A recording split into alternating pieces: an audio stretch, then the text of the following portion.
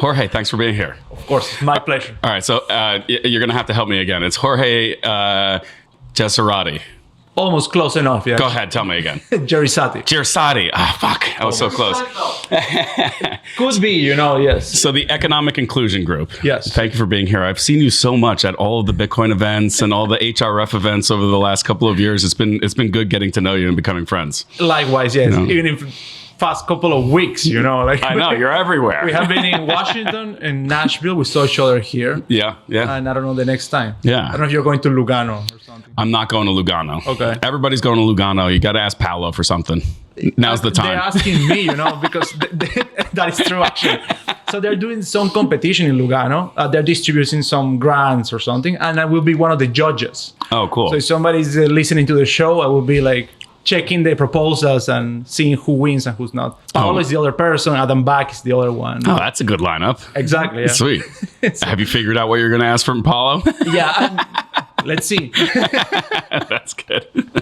Yeah, it's a pleasure to actually meet you all these years. No, welcome to PubKey. It's really good to have you here. This is your first time up here. You have to sign the wall after we finish this, but you're working on a lot of really cool stuff, and I think there's going to be a lot of intersection with PubKey opening up in DC and the work that you're doing. Why don't you tell us about Economic Inclusion Group? Of course, yes. I founded Economic Inclusion Group actually by the time that we met, like February of last year. And the main thing I wanted to do is to create an advocacy group in Washington, also internationally, but more and more in Washington, to work on two issues. The first one, and the one that we know each other more, is promoting Bitcoin. Bitcoin as a tool for freedom, for financial inclusion, for protecting human rights. And I really think that policymakers need to know this story because I believe it's the single most important tool that people all over the world have, including people in my country, in Venezuela. And I saw this by necessity because years ago, I had to send money to friends, to activists, not only in Venezuela, but in other places. And the instrument, the tool that allowed me was Bitcoin. I started learning about it, then I joined the community, and then I also realized that the characteristics of Bitcoin really expand human freedom in a way that we don't have many chances like this one. So we need to protect it. And I believe that educating... It's our last hope.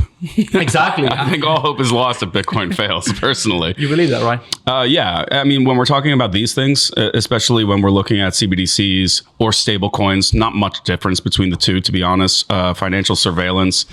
I think we were talking about this yesterday. The Fourth Amendment has been so badly decimated because of the Bank Secrecy Act, the Patriot Act, and there are new ones coming.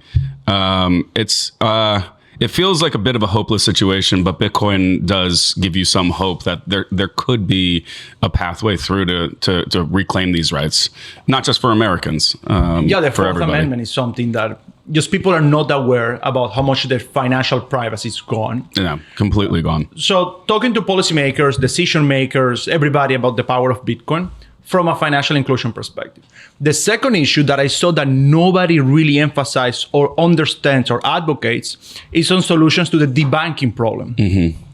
There are many people that now are talking about the issue, but still there is not a corpus of research about the reforms to the Bank Secrecy Act. There is not many case studies, documented case studies of people that have been debanked in many different industries, because there has been some push from the crypto community in general, but this is happening to many people and many organizations.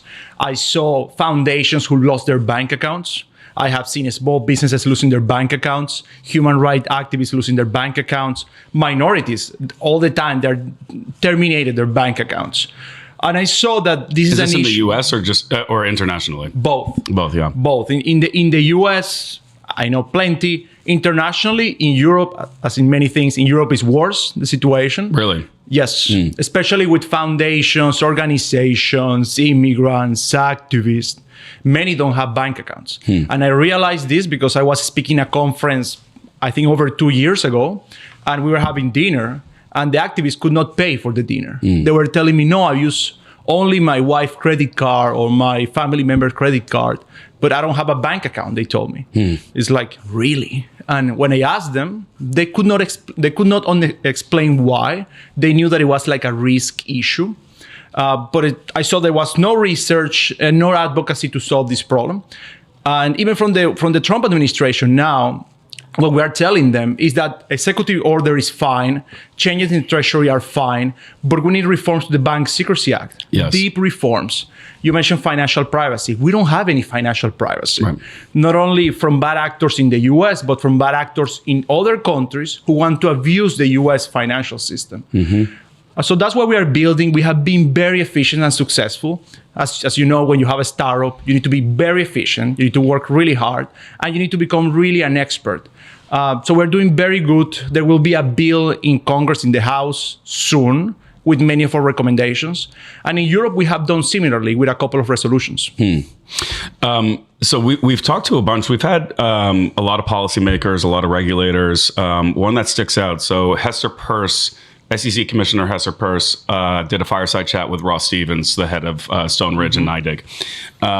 And I asked a question towards the end of that fireside chat about the Bank Secrecy Act and Patriot Act and like real reforms. And she kind of laughed. She's a little bit like libertarian leaning, which is unique for an SEC commissioner. But her answer, paraphrasing her answer, was, the Bank Secrecy Act is something you don't really talk about in DC as a policymaker. It's kind of like a third rail, and it's so deeply entrenched in the financial system.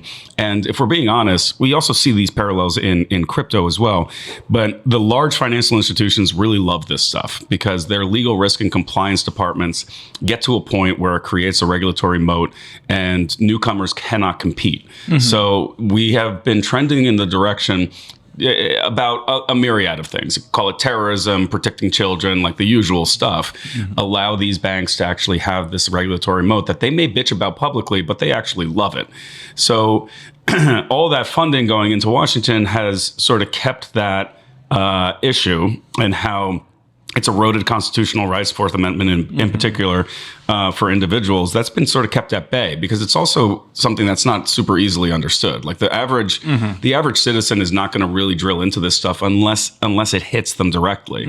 So it's kind of funny. And, I mentioned the crypto side because we're seeing the same thing out of the large crypto, financial institutions. Let's pick on Coinbase because I like picking on Coinbase. They actually want these things as well because you think so? Yeah, because there's a lot more innovation. There's a lot more pressure from startups that are able to chip away at Coinbase as opposed to, let's say, JP Morgan, right? JP Morgan is not nearly as vulnerable in that position as a Coinbase is. So they actually really like an increase in this oversight. And we're seeing some Patriot Act 2.0 language start to be introduced from members of Congress that will apply more of these things specifically, another overlay of bank secrecy and Patriot Act type provisions specific to, Bitcoin and other cryptocurrencies. On the plus side, that's all very negative, right? That's like the dark cloud. On the plus side, when the Biden administration had the debanking process during his administration and Elizabeth Warren's anti-crypto army and all that stuff, what it did was, I think, it was a crash course in education on how bad this stuff actually is and how important it is.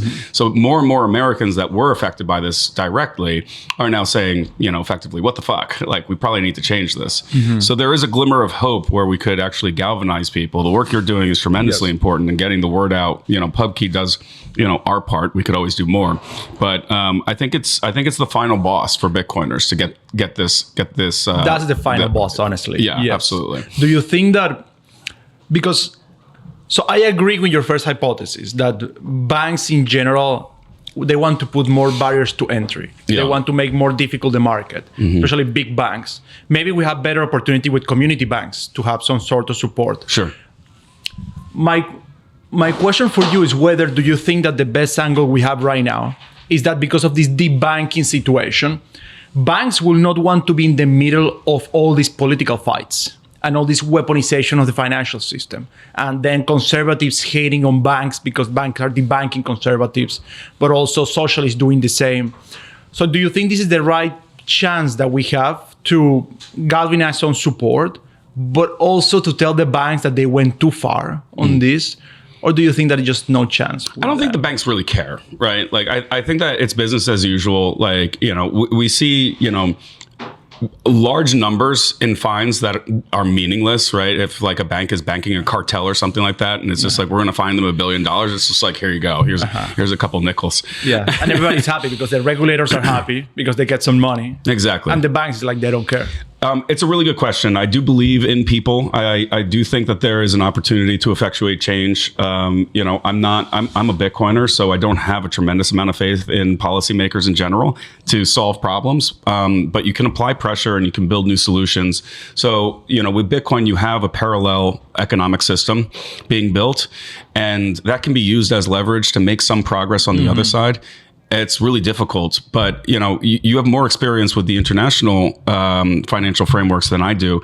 Is there any instance where all of these issues, debanking and other economic inclusion items, have galvanized a population or a base to dramatically improve their banking system? So right now it's happening in the US, I believe. Yeah. In which we have to go first. We always have to go first. Yeah, the US. Yes. Honestly, it's like that. And that's what I love about the US, is that you have this thrive, optimism. You are reformers in the way you think. So when it comes to the US, I see that the debanking situation is well known by many people, especially in the conservative movement. The weaponization of finance, the fact that your finances can be attacked by political reasons.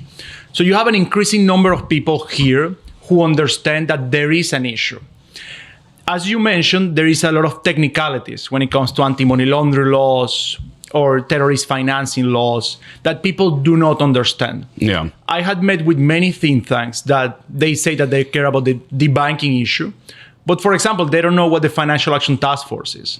And I'm talking with the people who are the financial experts. And the reforms they propose are very superficial in nature. Yeah. That will not solve the problem if a future administration wants to continue weaponizing the financial system. Besides the weaponization, also that it's very important to explain that there is these unintended consequences of regulation. The problem with the Bank Secrecy Act, in my opinion, is that it has all the elements to be perfectly weaponized and manipulated. All these regulations are subjective, they are broad. By accident, of course.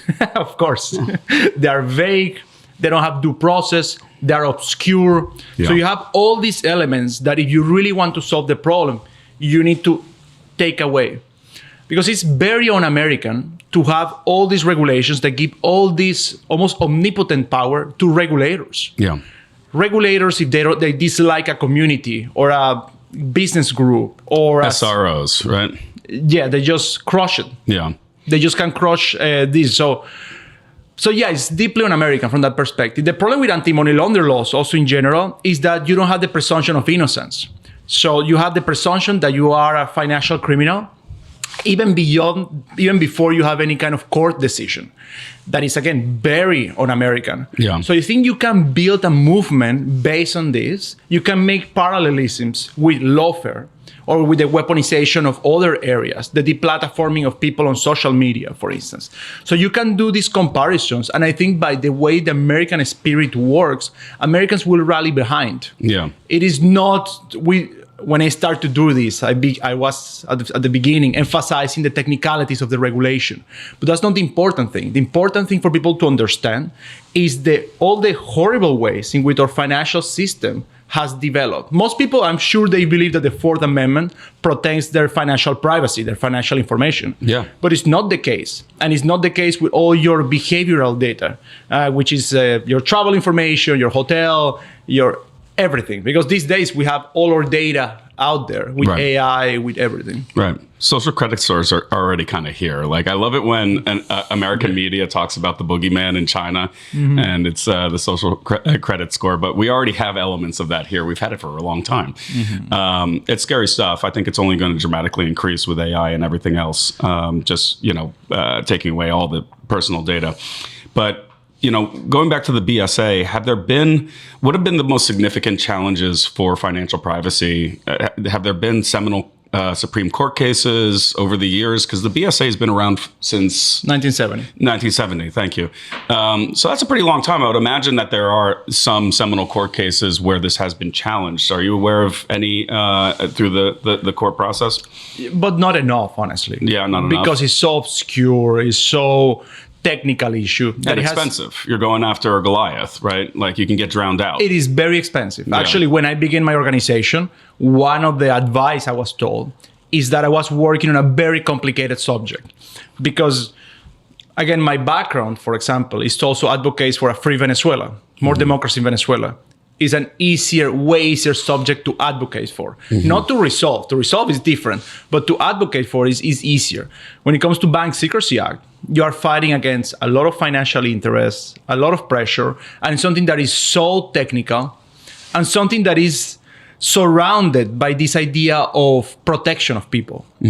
Because everything is to protect people from money laundering or terrorist financing or cyber bullying. Yeah, it's very difficult to pick that fight because the easy thing that they can throw at you is, oh, you're a sex trafficker, right? Like exactly. you're supporting terrorists, right? Exactly. Like you like terrorism? Like, is that who you're fighting for?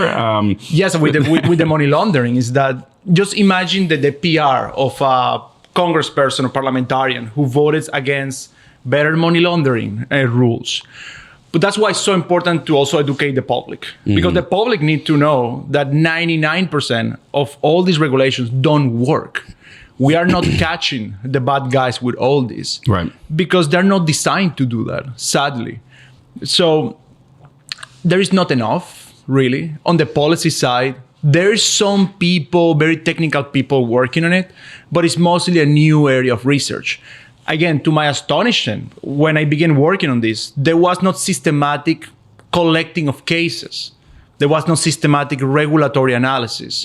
But for me, I was very attracted to it because if you don't have financial control of your finances, you don't have control over anything in life. Finances is your speech, actually. If you don't have money, you cannot do anything.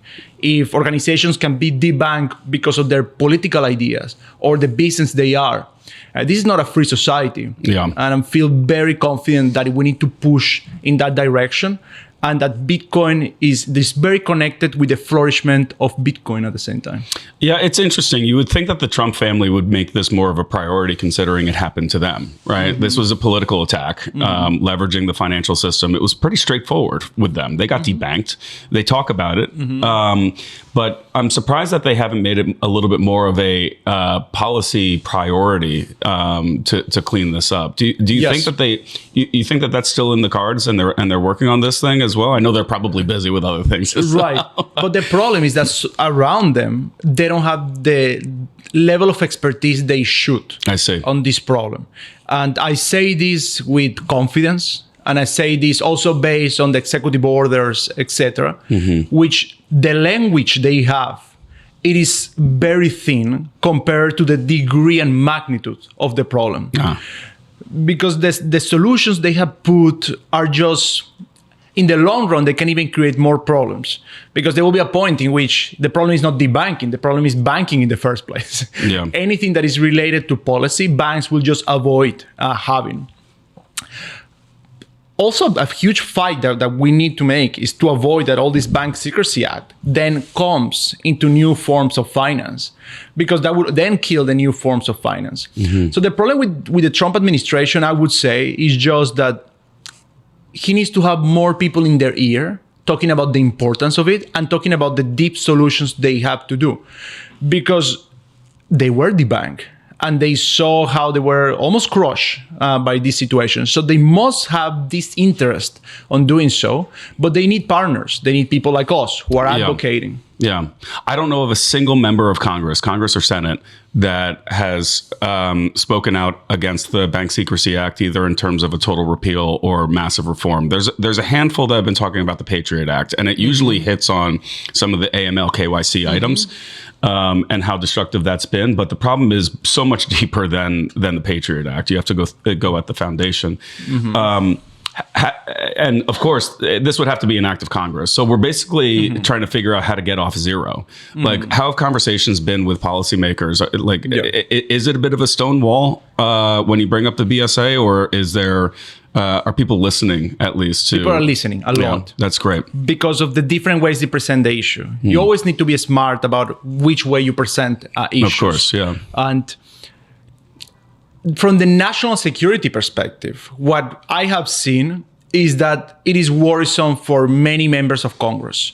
When I mentioned the national security perspective, I mentioned the fact that thanks to the Bank Secrecy Act and from anti-money laundering rules, foreign governments can actually debank people in the US. And foreign governments can actually access private data in the US with relatively easy for them to do. Right. They abuse the trust that the US gives other countries through the Financial Action Task Force framework, in which you have all this data sharing, you have all this exchange of information from law enforcement agencies, but not only between the US and Canada, but between the US and an African country, but between the US and an authoritarian country. Yeah. So from the national security I'm not going to say perspective, what type of foreign government can access that, but we probably can guess a few. Exactly, all of them. Yes, pretty much all governments can access all the financial data. And what I mentioned to them is that this not only puts at risk international organizations or policymakers or activists, all companies. Because if somebody knows your financial statement, your private information, you are so vulnerable against competitors in other countries. And good luck trying to find information of a Chinese company. Yeah. So this puts really businesses in the US in detriment. Yeah. So from that perspective, we have found some solutions. Of course, with the conservatives, they're really interested. We have met with the banking Senate committee several times. They're really interested. They're reading everything we do. I have met with over 80 offices in Congress. Wow. And even though I don't live in Washington, wow. but when I go there, it's working hard. I love it. Of course, a startup mode, you know. So that's great. Back to back, we have done presentation at the Treasury, at the State Department, at the Commerce Department. So we have tried to do this work. And when I move to Washington, I will do like 10 times more. And I think we have a big chance. In Europe, as for example, since they are a bit more focused on, let's say, human rights or foundations, etc., I have also found very good support from the perspective that AML is creating the debanking of international foundations and international companies in Europe. So from that perspective, there is several members of parliament who are very supportive of what we do. They propose all of our recommendations. And from the fact that in Europe, many businesses are being killed because of bad AML regulations. So that's the kind of experience that we have. The most important thing is to bring cases. We have a case of, for example, somebody from Nicaragua who has been 2 years in the US without a bank account because he was victim of misinformation campaigns from the Nicaraguan government. So we bring that case, we bring cases from international foundations, we bring cases from our community. And I think that brings solid, and we want to do hearing, we want to do briefing. You mentioned before which Congress people are our biggest ally. Warren Davidson could be a big ally for Fantastic, us. Yeah. Mike Lee, with big ally for us. So the Bitcoiners. There could be also Chris Smith, for example. Yeah. Actually, Gene McGovern, he has been great, and Tom Lantos Commission in general, and the banking, of course, in the Senate as well. Yeah. That's great. It's interesting. I love the parallel path. You have the Bitcoin side, which is building out a parallel system where, we at least have an option, and then also trying to fix the root cause. Because, we do have people in Congress that are still quite hostile to Bitcoin, particularly on the Democratic side. There's a simplicity in saying Trump likes this thing, therefore this thing bad. So on the Democratic side of the aisle, we do see more of a propensity to layer on these things. But we do a lot of work with HRF, and activists come through PubKey and they tell their story. And one thing that's always really striking is, this is protecting them and doing their work in authoritarian governments, because one of the easiest ways for them to run into trouble or is the transparency of the banking system within one of those countries that they're working in. So they use Bitcoin to stay private, stay safe, and facilitate their work. It feels like Americans are losing that before a lot of other folks do, right? So like we don't have, especially if some of the new language gets, codified, whether it gets jammed into the Clarity Act at the 11th hour, or, there's a new bill that gets traction. if there's a change in control in the House and Senate, some of this stuff could sneak in. And it puts Americans in a position where their financial privacy with Bitcoin is much, much, much lower or far more degraded than, activists that are working in authoritarian governments and using it to stay safe. So we have these case studies and these examples of why Bitcoin is so powerful and effective. We also have, the Fourth Amendment of our Constitution, which is supposed to codify this and protect it. But like we were saying before, America has to go first in really codifying and protecting this, or getting back to it being, a core value, for America. But it seems like we're the ones also leading the charge in a way to degrade that, Yes. pretty aggressively. And that will have unintended consequences globally. It's going to hit their work. Absolutely. It's going to make, a lot of these activists, if that gets codified here, it's going to, be a real, detrimental side effect of the work that they're doing abroad. 100%. Yes. That's why I really believe in advocacy.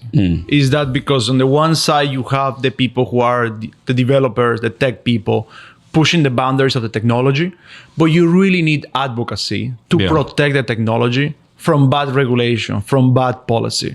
This is something that I really try to emphasize in the Bitcoin community, for example, that you really need to engage in Washington to protect yourself from bad regulation. I believe that it's like a defense mechanism to protect your technology, because we live in a society in which politics rules the world, in which rules everything.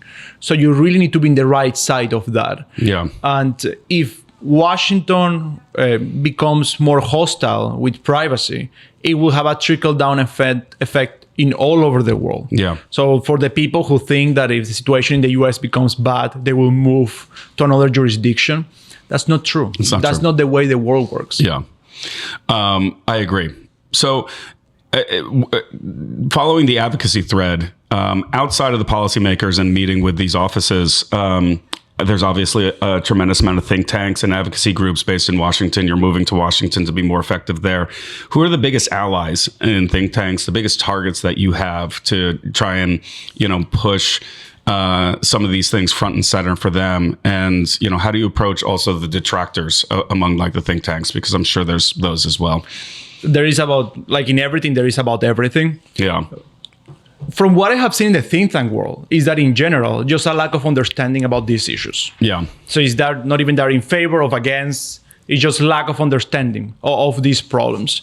Of course, we have a window of opportunity with everything that is center right in a way, everything that is more conservative. But at the same time, there's many center left think tanks or organizations that they're very interested on these type of reforms from the international democracy promotion perspective, or from the national security perspective. So I really feel that we have the opportunity to build a big coalition of many think tanks. This is something that I also been working on, because ultimately, also all think tanks are worried about they themselves losing their access to financial services. Yeah, sure. So they really want to understand what is going on here from the unintended consequences perspective. Yeah. So I really think that there is broad interest on this issue. You just need to explain it in precise way from each group. It's just like Bitcoin. It's really difficult to figure out what the hook is going to be for somebody, whether it's the technical, economic, social, political. Bitcoin touches so many different areas of somebody's life, but you can't go into an office and start talking about difficulty adjustments in Bitcoin mining if the hook is going to be inflation or something like that. You have to be very agile in approaching these things. It's like, for example, I was talking to some think tank a couple of days ago, and this is a different issue, but they were concerned about the fact that more and more young people don't like the free market, don't like capitalism. Yeah. But then I saw the way they're explaining free market, and they do it from the get-go, talking about Hayek or Mises. Yeah. And it's like, no, my friend. Like, no. Like, I will not. Have you heard of Austrian economics? Yes, exactly. What do you mean, Nazis? So I will, for example, if I'm in Venezuela and I go to a very poor neighborhood, I will not go there with the road to serfdom and give it to people. Yeah. It's like, doesn't have empathy. So the same situation comes with the way you explain policy. And again, economic freedom, you have to just empathize with the problem the person is facing. Yeah. I really think that many of the mistakes that people do when they explain policy is that they want to be right more than they want to be empathetic with people. Yeah. You really need to begin by just empathizing with people's problems, challenges, aspirations, and ideas. And then when you make that human connection, then you build the policy solutions. You tell them, look, this is what I believe will help your life and is helping my life. And you explain the situation with stories and with cases that are tailored different from different people. Yeah. For example, we're talking about Bitcoin with somebody whose background is computer science. We know how to talk about that. Yeah. But for somebody that is in Venezuela and they saw their hyperinflation destroying their currency, it's a different pitch. And I really think that our luxury is that we are in the right side of these issues. We don't need to invent a fake story about why our thing is good. We have the examples of why our thing matters for society. We just need to pick them accordingly. Yeah. Yeah, if effectively administrated, Bitcoin is a bit of a psychedelic ego death for people. Like, you have to break through a certain barrier, but once they get it, it is a complete paradigm shift. It's very deconstructive for a lot of these like paradigms that people have been living with, and particularly in the U.S. I would say the economic privilege that Americans have had for a really long time is a barrier. Like, there's no real connection to hyperinflation in Venezuela, Argentina, Zimbabwe. These are stories for most Americans of like bad things that happen elsewhere and couldn't possibly come here. Yes. Except history. Tells a different story for all government currencies. Of course, yeah. In your perspective, or in your time here, does the inflation of the last years, do Americans are concerned about that? The inflation? Yeah, absolutely. Look at the price of gold, the price of Bitcoin. I think Bitcoiners have been beating this drum for a really long time, but it wasn't until some of this started to happen, even before COVID. Before COVID, there was a massive tri-party repo, meltdown fomenting. Mm-hmm. And then going into COVID, we saw the money printing and all the things that have, long-lasting effects on inflation. Inflation is really hard to understand. In the abstract, but purchasing power and goods and services rising as rapidly as they are, it's not that hard to understand. So enough people are looking at the price of meat, the price of eggs going up, and even if they're not economists, there's enough curiosity in sort of saying what the fuck's going on here. Why does it feel like I'm treading water? Where more and more people are starting to look into these things, and there's a lot of data out there. That's where you get to the Austrian School of Economics and Bitcoin and gold and things like that, and why money is so complicated and almost always fails when we get into these problems. We have more people. It's still not enough, but I think that the time is right to actually have really effective, targeted advocacy projects like yours. And we're coming to DC as well. I'm happy to hear you're moving to DC, and PubKey will be there with air support whenever you need us. Of course, that will be there. That's why I'm moving to Washington, actually, because of PubKey. Because of PubKey, that's great. We need to clip that.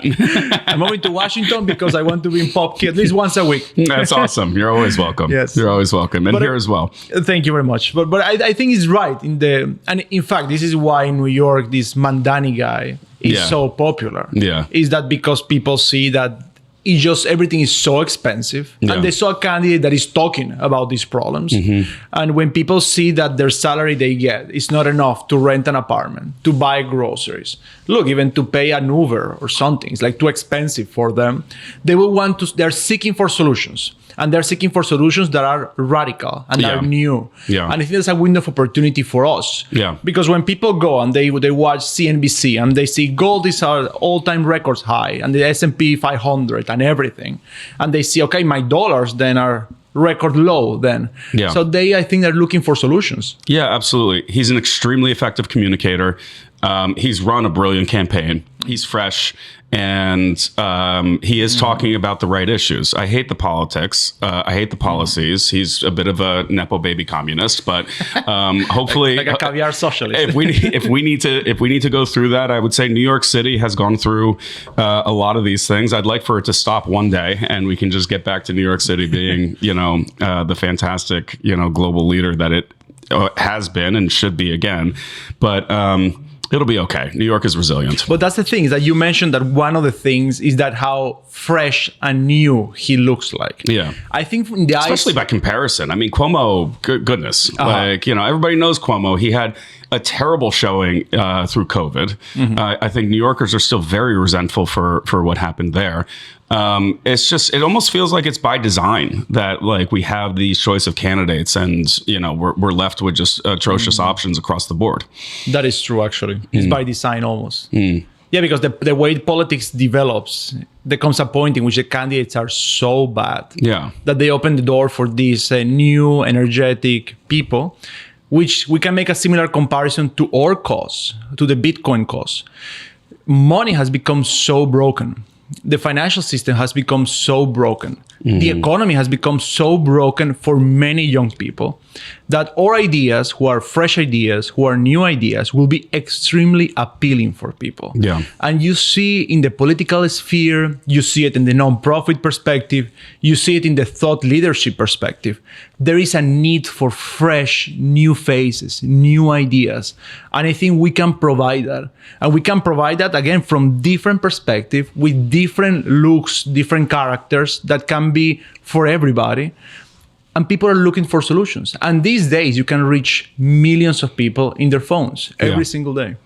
The data is clear. Just look at the birth rate, right? Bitcoiners are breeding, right? If you have financial stability, I believe in that. Yes. Yeah, if you have financial stability, you have families. You're able to grow. And I think if we do an industry snapshot, the Bitcoin industry, whatever that means, you'll see a much more robust birth rate than other sectors. Yes.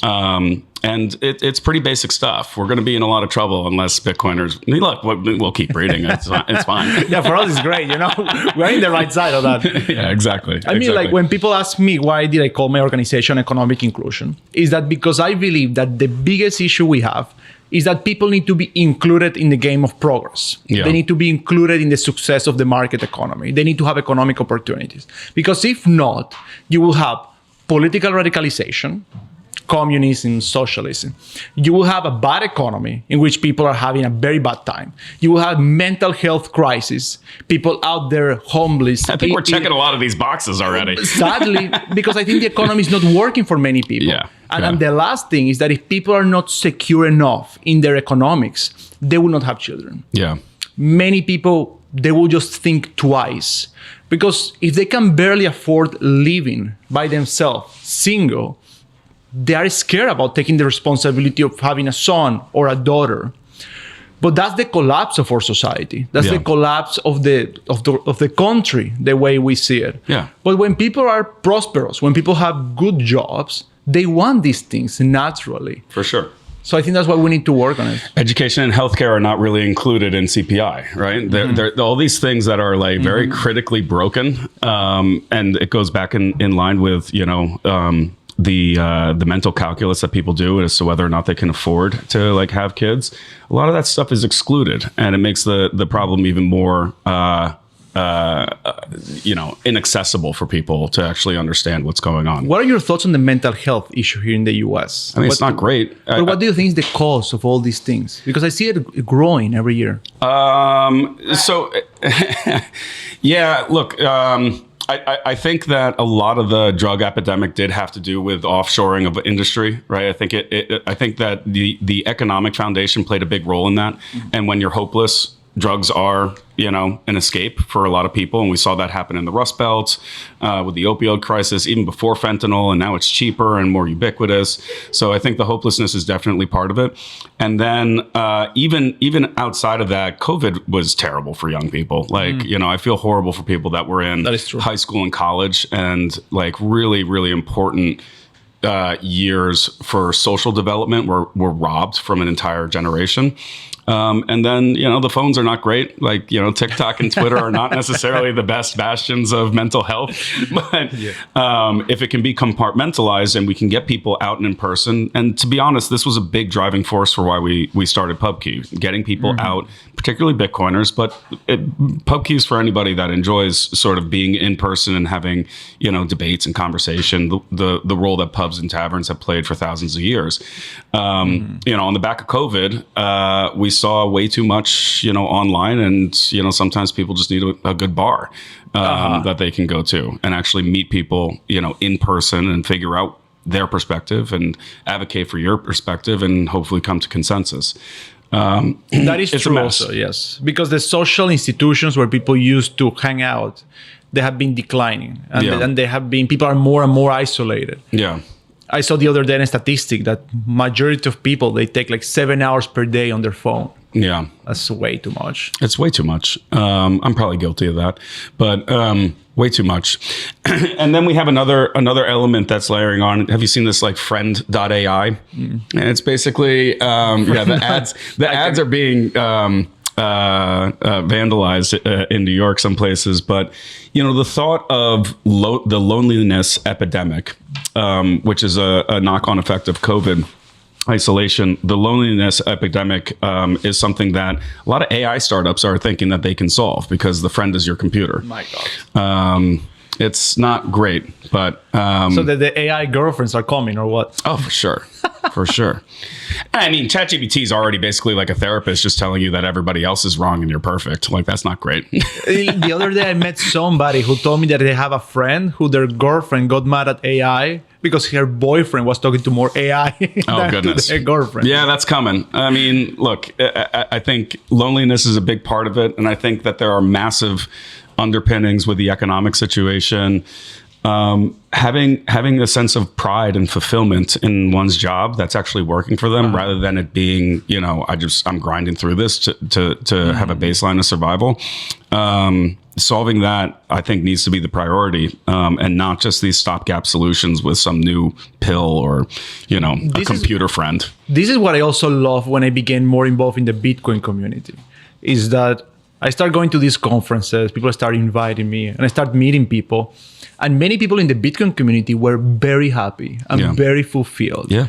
And they found community, they found meaning in their work, they found some sort of financial freedom, different degrees as everything, but some sort of that, and some meaning in their life. So people in the Bitcoin community in general are thriving from that perspective. Yeah. As you said, they're having babies. Yeah.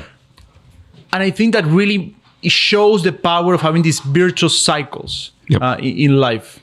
People need meaning these days. Yeah. They cannot find meaning everywhere. Bitcoiners are fighting big issues in like small ways. It's a really fantastic community. And you really only had access to that at conferences, right? It was kind of hidden. We wanted to bring a piece of that into something that's open 7 days a week, and you can come and meet the Bitcoin community. You can see that there's a special spark here. But, before PubKey and some of the other third places, like, I would say Presidio and the Bitcoin Commons and Bitcoin Park, and there are others as well, you really only accessed it by traveling and buying a conference ticket. And then you had to do it enough to actually be, the conferences are not always the best experience if you're a newcomer going for the first time. It's like joining a new school. You don't know where to sit at lunch and stuff like that. That is true. But opening up that side of the Bitcoin community that I knew was there and I really cherish, to a much broader audience was something that we prioritized here at PubKey, because if you read about Bitcoin in mainstream media or go on Twitter, it's usually negative. Maybe it's a neutral perspective if the price of Bitcoin is ripping. Yes. But that creates a very, I would say, jaded mentality for outsiders that really have not met the Bitcoin community, and they don't know why people are doing it and why they're excited and the projects that they're working on. So opening that up to more people, hopefully, grows the community and grows at least an understanding of what the community is after here. This is true, because even on Twitter, if you see the whole narrative or conversations about Bitcoin, they're very transactional in nature. Yeah. They are thinking about price point today, price point tomorrow, or from the negative perspective. But Bitcoin is not like that. Yeah. It's an ideal, it's a set of principles that people want to live by. And I really believe that what you're doing, or also the people who are sharing stories of people that overcome difficulties through Bitcoin, is the real essence. Yeah. And how was, because you have been in Bitcoin way before than myself. I joined the community, I would say, like 4 years ago, 3 years ago. But in your perspective, how was it 10 years ago? It was different. I think it was very, there were elements of it that were it was a shit show in some respects. So 10 years ago was right around the time of the block size wars. There was a lot of balkanization in the broader Bitcoin community over technical fights and control. That's when it was starting to work, and there was a lot of money at stake for startups. So there was a lot of infighting. At the same time, you had folks that were into the ideology and like what could be achieved in the parallel system. A lot of libertarian values from the start.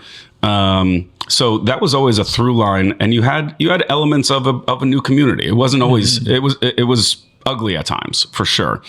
But that through line did survive. I'd like to see us get back to some of those cypherpunk, values, the parallel system and sort of the digital, libertarian utopian dream that's there. We may not get it. We might not get it back entirely, but there are glimmers of hope.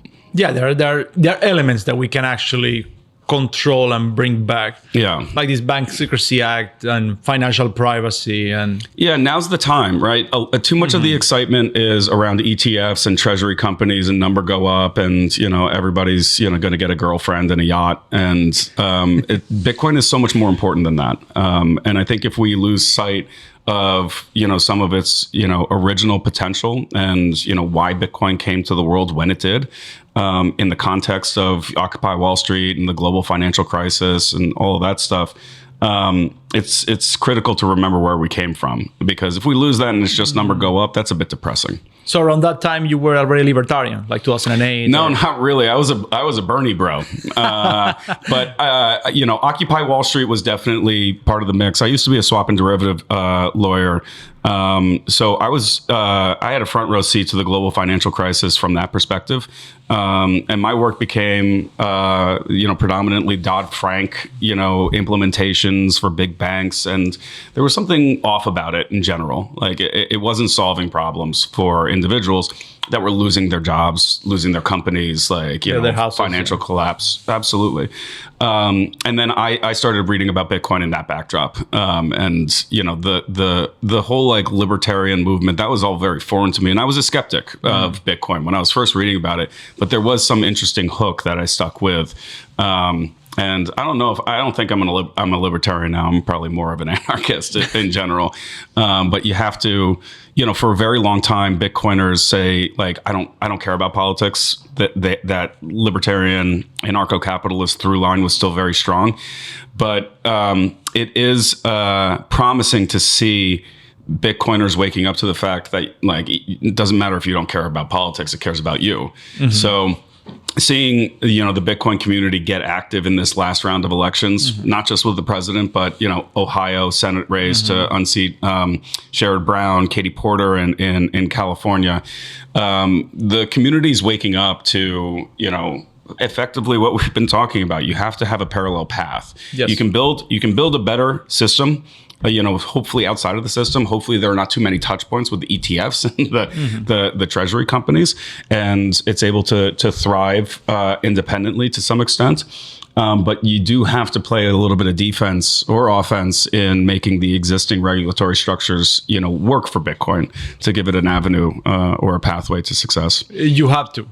And I have seen the contrast between Bitcoin community in the US and Bitcoin community in Europe, for example. Yeah. In the US, people are fighting, and they fight through advocacy. Yeah. And they know that they need to protect their rights and their freedoms, and that the game that we are living in is a game called politics and a democracy. And you need to activate people.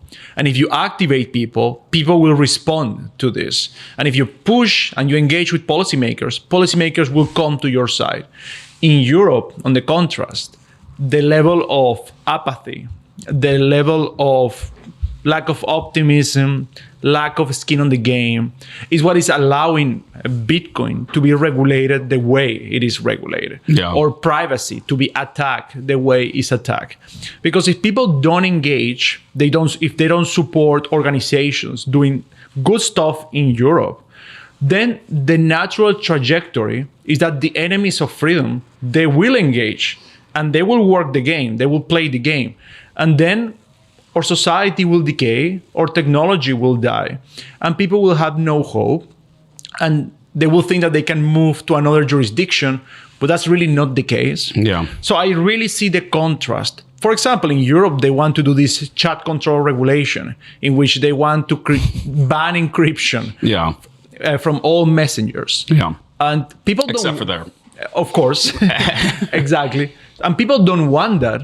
But if you don't have financial support for organizations that are pushing things there, or if you are not engaging with policymakers as an industry, that means that you will lose eventually this fight. So here in the US, I said people fight, people engage, and that's why the ecosystem is way better. Yeah, I hope so. Look, I'm an optimist. It's sometimes hard to be an optimist, but I think we'll get there. But you have to. You're a New Yorker, so. Yeah, exactly. Jorge, this is awesome. Thank you so much for coming in. I think we should leave it there. And yeah, we'll see you in DC. You're always welcome here, and we'll be right there with you whenever you need us. Thank you. I will repeat what I said. I'm moving to Washington because of PubKey. Thank you, brother. Thank you, brother. Yeah, see you soon. Awesome. Thank you, guys.